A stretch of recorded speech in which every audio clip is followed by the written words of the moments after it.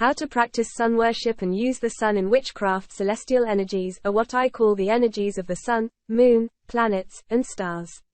When we think about animism and about the universal laws of energy, everything that exists has the energy and an energy signature. When you begin to sense various energy signatures, you'll find that some call to you more than others and some mesh better with your magic than others.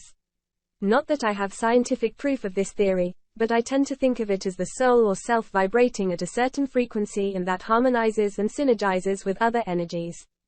For us here on Earth, our highly influential celestial type energies are going to be the Earth itself, the moon and the sun. Next would be planets, stars, and then constellations. Sun worship has been around for an incredibly long time. The sun rules our day cycle and our year cycle. By harnessing the power of the sun, and with the creation of irrigation, our society and way of life shifted from hunter-gatherer to agricultural. Marking the sun phases was and still is incredibly important to a natural magic path.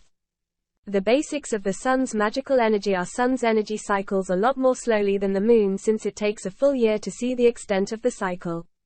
As the sun shifts through the seasons, different energies come out and play. Springtime growth. In spring, we see a shift from dormant energies to quickening ones. I use the word quickening to also mean that the sun's energies are fluttering, gaining momentum and speed. This is the perfect time to plant seeds, set long-term intentions, and really plan out how you are going to get there. As the sun returns, your energy may also become more lit up on a daily basis. Summertime work. In the summertime, the sun's energy is at its brightest and fullest, particularly at the solstice. With the full sun, this is where most of the work is done with our intentions.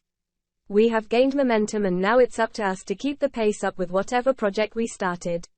That can be a garden, a work project, construction or art project. This is less of planning phase and more of the action phase. Autumn time. Reflection. Autumn time is a season of slowing down. We start to lose momentum from summer's bright energy and here we begin to see where our hard work has gotten us. Because we put in the work in spring and summer, we now see the harvest of autumn come through. Autumn brings clarity in our emotions. It's at this stage that we realized where we might have overstretched.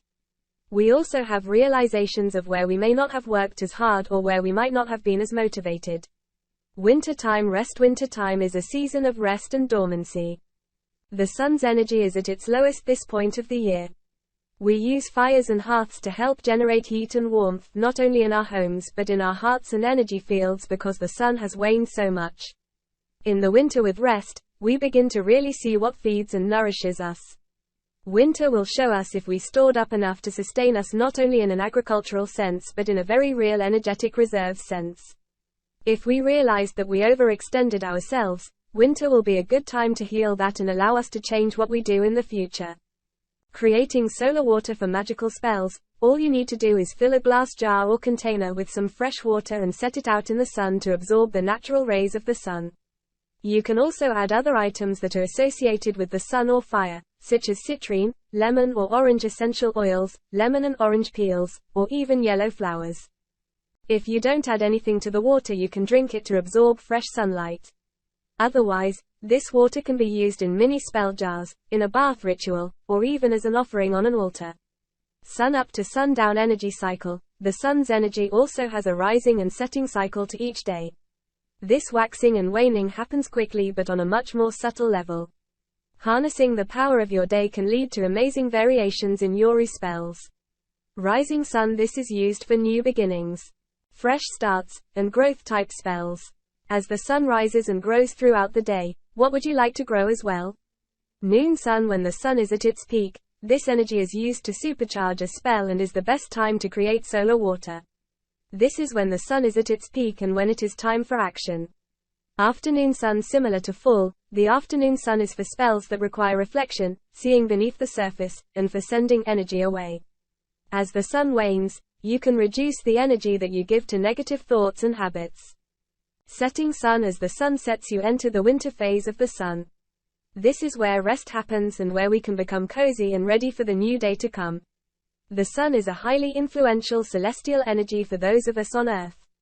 It has similar energy to the stars, but because of our relationship with the sun, the energy has shifted into something else. The sun has two energy cycles.